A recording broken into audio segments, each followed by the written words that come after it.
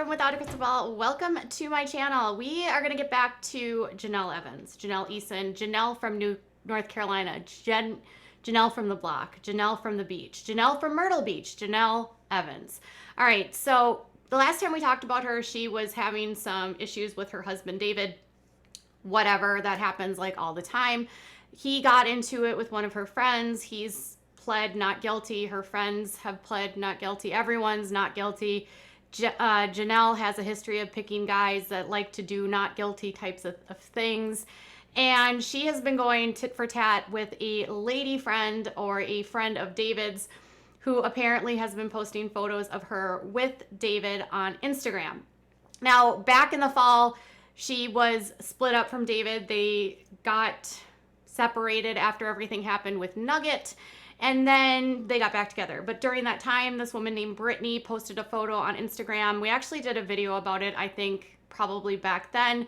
And it turned out that David said that this wasn't anyone that he was involved with. There wasn't anything to do here. But for some reason, this woman posted the photo again recently. And then that got a lot of questions to her fans, like, why, who is this lady? Is this someone that David was involved with? And Jenelle basically said that this lady is obsessed with David and just keeps posting photos of her. And she called her sort of like an obsessed fan. And then that woman responded on Instagram by basically saying like, oh, no, I'm not obsessed, and referenced the member that he keeps in his pants. So Jenelle then was going back and forth on this, but it's interesting because while she's accusing this lady of doing things like following David around, her ex-baby daddy, Nathan Griffith, was back in court yesterday for doing something to a woman. So let's do the first half of this and we'll talk about it. So she posts that this lady, Brittany, is obsessed with David. And then Brittany responds by basically saying, like, I'm not obsessed with him. And then she posts these, like I said, obsessed, y'all. And then she said, this chick has also hung out with Andrew Glennon and even tried getting with Nathan before hitting up David. If you're so in love, then leave the past in the past and go show your attention to your husband. Again, I was separated when David did his own thing and I don't know, because I did my own thing too, duh. So there's some insinuation that Brittany and David might have hooked up during that split. The photo had been circulating. They looked rather cozy and people were assuming that David had a new girlfriend. David denied that she and him were in a relationship back then. So she's saying, well, he did his own thing. Then she said, try to get me upset. It's not working. And she said, but since I've moved back to North Carolina in February, David has not cheated on me and never has in the past. Facts are facts. And that was kind of how she ended it. So apparently David hooked up with this chick. And if you remember, she actually hooked up with a guy from Boston. And that apparently didn't go over so well. And then he was like dragging her on his Instagram.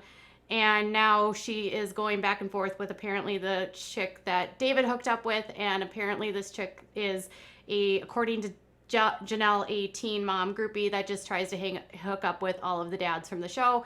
She kind of sounds like Matt Bear. Haha, just kidding. Okay. Well, kind of, right? Anyways, so while she's going tit for tat for that, she also answered some fans' questions about, you know, is she going to be back on TV? She said, no, not on Teen Mom, which we already knew. She promised she's going to be back on regular TV. People asked if she would ever get a real job.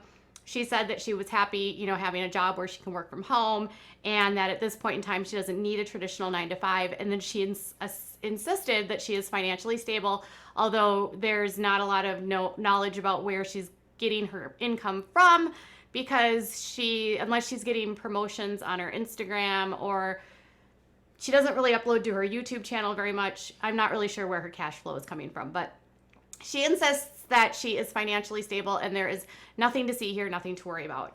Now on to Florida. So her baby daddy, Nathan, was in the news a couple weeks ago because he was actually telling people that David was doing things to Kaiser, and that had been some stuff that's been ongoing where David claims that David's doing not so nice things to Kaiser.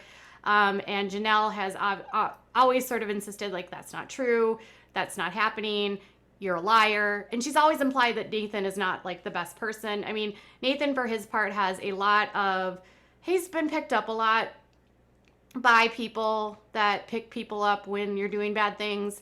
Recently, he got picked up for drinking and driving. He has a lot of those, like 4 times or 5.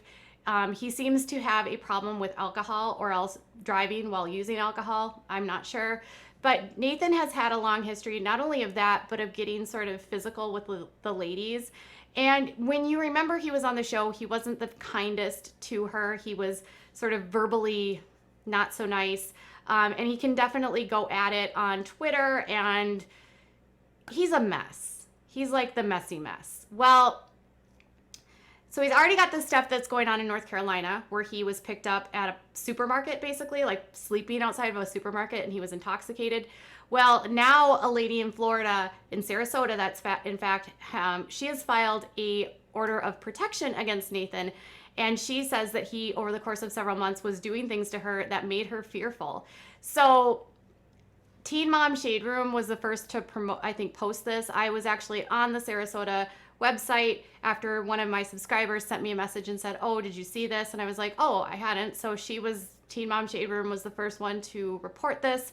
Then I went into the court dockets in Sarasota, and indeed there was an order of protection filed against Nathan Griffith, and he was actually in court yesterday, and the judge granted it for up to 1 year. And apparently this woman is not his girlfriend. So he has a girlfriend named Ashley, and the woman who petitioned for this order is not named Ashley, and I will not identify her to protect her. But the Sun actually got a copy of what was going on in this order, and it's kind of, I don't know, man, this sounds not so good for Nathan. And here's basically what happened. So the woman, he was at court yesterday. So the order was filed on July 2nd, and it was granted for a year. This is a friend of Nathan's, and she said that she was introduced to him in August of 2018 at a lounge in Florida. And then she alleges that by March of 2020, he starts to begin unwanted, unwelcome contact with her, and that he had showed up at her house uninvited, unannounced, and intoxicated, and refused to leave when he was asked. She said that he would send her unwanted text messages and on social media, would reach out to her, and would come to her house, and after being told not to several times. She says, again, in the same report that the Sun picked up, that in April, he came to her house and told her not, after he told her not to 3 times. She at that time called the people that you call when you do bad things to report him for trespassing, and they advised her at that time to file a restraining order against him. But they said that nothing criminal had happened. She claimed after that incident that he told her that he should watch her 6 and watch her back, and that the dad admitted to being obsessed, and that he would pull his crazy card on her. And then she submitted several text messages as an example of what it was that he was doing, and him saying that he was going to come over and she's telling him not to. But apparently she says that he was so interested in her and she was denying him. And she said that he told her that once he was done with me, I would be unrecognizable if she kept denying him, and that she said that another time on Snapchat, he told her to sleep with her eyes open. And so she said that he had shown a pattern of behavior over social media and text, and arriving at her house, that made her fearful and afraid for her safety and that of her child. So she apparently has a child as well. And the woman also requested that her son be included in that. And it was actually granted yesterday. And so he has actually not responded. He has not said anything. This doesn't necessarily surprise me, to be honest. He has a history of doing this kind of stuff. He has a history of DV. I mean, he has just a history of this. He and Jenelle had a history of this together. So I'm not necessarily surprised. I'm surprised that his girlfriend Ashley went with him to court yesterday and is standing by his side. Obviously, if he went to court, he requested a court hearing for this to argue and say it wasn't legit. And clearly the officer, or the judge in this case, believed that this girl had enough evidence that would constitute her feeling not safe, and that he is at a level of doing things that are not okay. So I don't know, like, a lot of people have said, like, oh, Nathan needs to be with Kaiser. He needs to get custody of Kaiser because everyone thinks that David is bad. Well, Nathan's like as bad, right? Like, Nathan's got problems with alcohol, and he's also incredibly got problems with DV. And so I don't think that Nathan is the answer for Kaiser. And clearly now he's got this order of protection in Florida now for a year, and that's on his record. You know what I mean? That can 100% impact any sort of custody time. That can impact any ability for him to have access to his child. I mean, if he has been deemed like that by a court, that can impact his ability to be a parent. So Nathan has his own set of stuff he needs to worry about. Jenelle's picker is broken because she consistently picks guys like this. David has court in North Carolina to answer for what he did to her friends. Nathan's got his own stuff. I mean, every guy she's with, it's like this. I mean, Cortland's always being arrested. Kiefer's always being arrested. Like, I don't think any guy she's with is not arrested at some point in time. So there's the Jenelle pile. What are your thoughts here? Jenelle saying that there's this chick stalking David and Nathan stalking this other woman. Where do you think that her kids fit into all of this chaos? What do you think she's doing that makes her financially independent? And why is Ashley standing by Nathan if Nathan's doing these types of behaviors? And do you think that Nathan will be able to get through this RO without violating it? I don't know.